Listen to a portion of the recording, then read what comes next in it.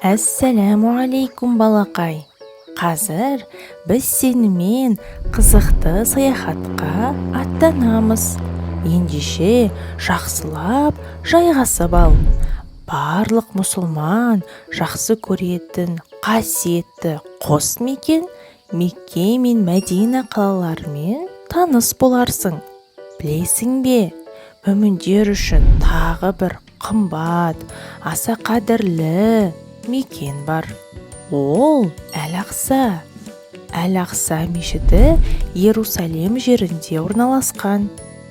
Қазір біз Қағбаға қарап намаз оқитын болсақ, бұрынғы заманда дәл осы Ақса мешіті мұсылмандардың алғашқы құбыласы болған.